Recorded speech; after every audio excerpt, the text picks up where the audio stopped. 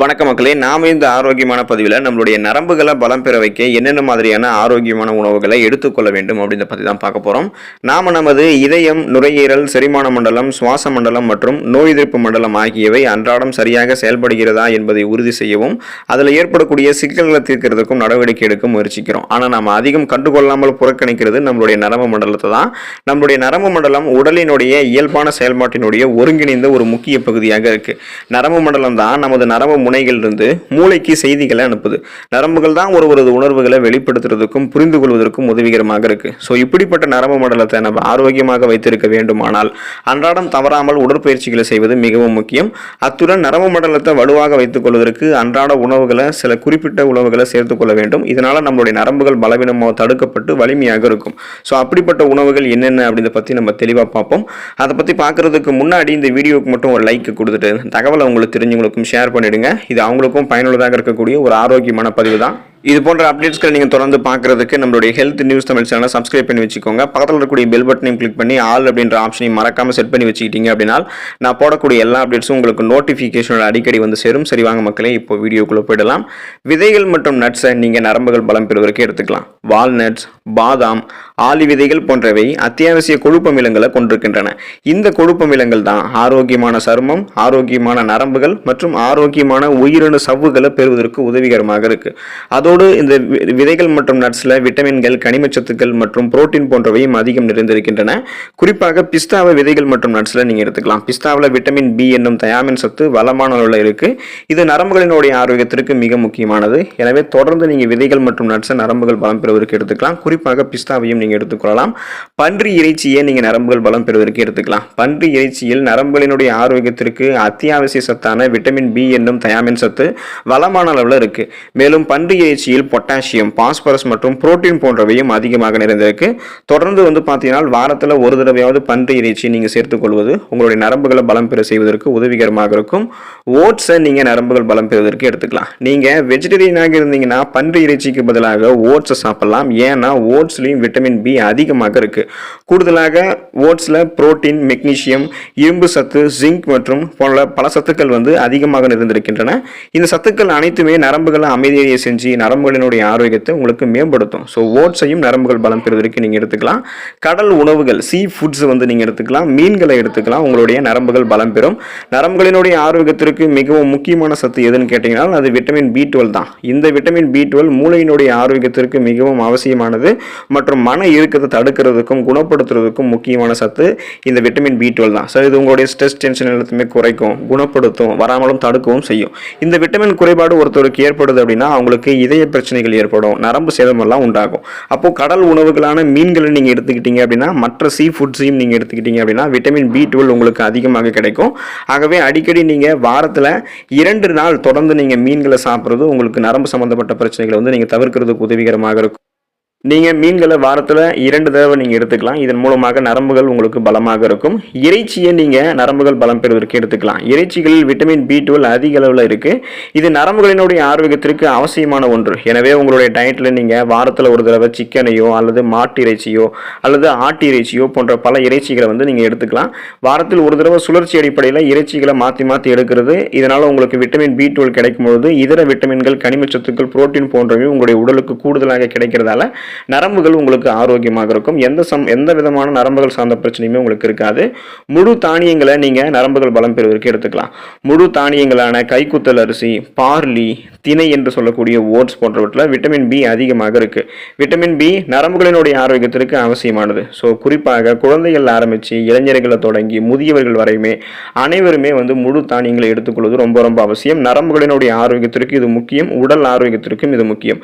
எனவே குயினோவா, பழுப்பு அரிசி, ஓட்ஸ் மற்றும் முழு கோதுமை ரொட்டி போன்ற உணவுகளை நம்ம நரம்புகள் பலம் பெறுவதற்கு எடுத்துக்கலாம். பால் பொருட்களை நரம்புகள் பலம் பெறுவதற்கு எடுத்துக்கலாம். நரம்புகளினுடைய ஆரோக்கியத்திற்கு மற்றொரு முக்கியமான சத்து எதுன்னு கேட்டீங்கன்னா அது பொட்டாசியம். இப்படிப்பட்ட பொட்டாசியம் பால் பொருட்கள் அதிகமாக இருக்கு. பால், தயிர், மோர் போன்றவற்றில் கால்சியம் மட்டும் இல்லாமல் பொட்டாசியமும் அதிகமாக தான் இருக்கு. பொட்டாசியம் இருந்திருக்கக்கூடிய பிற உணவுப் பொருட்களான இறைச்சி, பச்சை இலை காய்கறிகள், மீன் போன்றவற்றையும் நீங்க எடுத்துக்கலாம். இது நீங்க பால் பொருட்களோடு சேர்த்து எடுத்துக்கூடாது. ஆனால் பொட்டாசியம் இருந்திருக்கக்கூடிய மற்ற உணவுப் பொருட்கள் தான் இது எல்லாமே.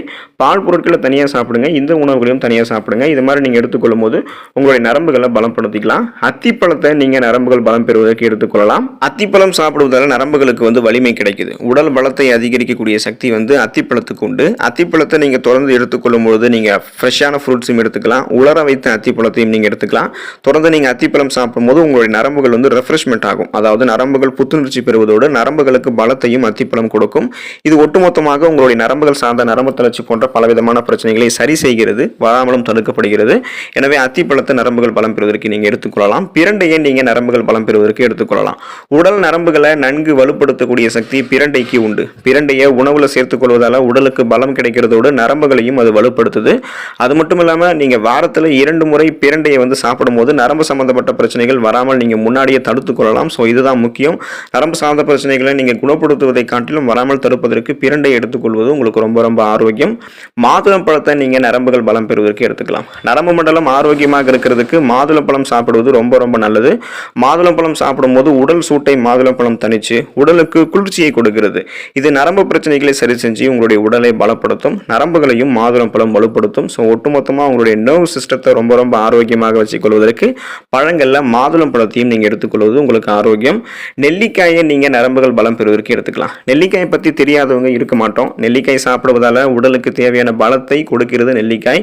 நெல்லிக்காய் சாப்பிட்றதால நரம்பு மண்டலம் நமக்கு ரொம்பவே ஸ்ட்ராங்காக வலுப்பெற்று இருக்கும். இப்போ நீங்கள் நெல்லிக்காய் சாப்பிடும் போது உங்களுடைய உடலுக்கு இம்யூன் பவர் கிடைக்க ஆரம்பிக்கும். நோய் எதிர்ப்பு சக்தியை நெல்லிக்காய் உங்களுக்கு கொடுக்குது.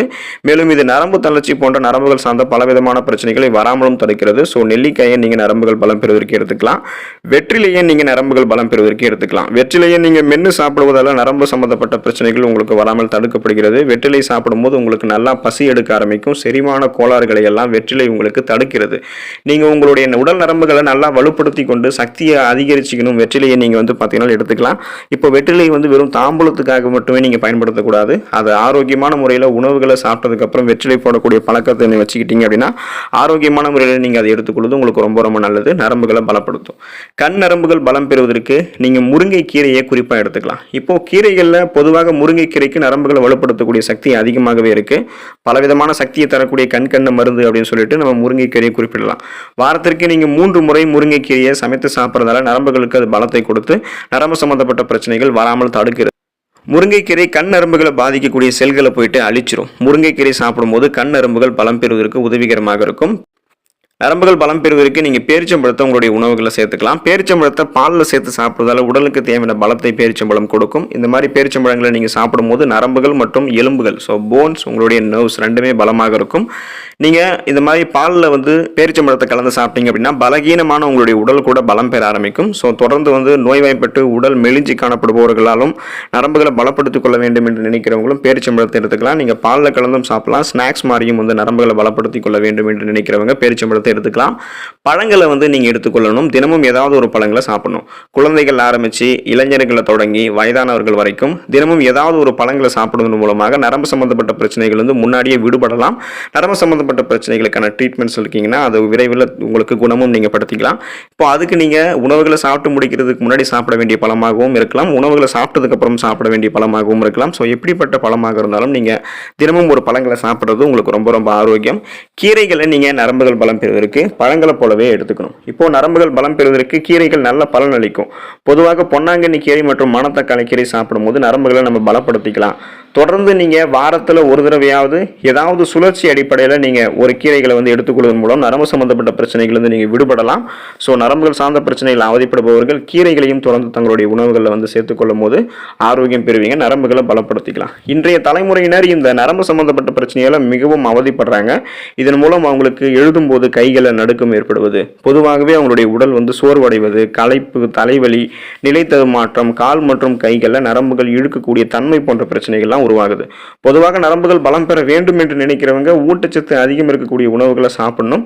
ஸோ அந்த மாதிரி இந்த ஊட்டச்சத்துக்கள் அதிகமாக இருக்கக்கூடிய உணவுகளை எடுத்துக்கோங்க.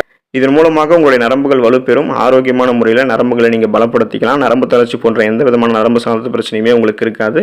நலமோடு வாழலாம். அடுத்த ஆரோக்கியமான பதிவில் மறக்காம சந்திப்போம். நன்றி மக்களே.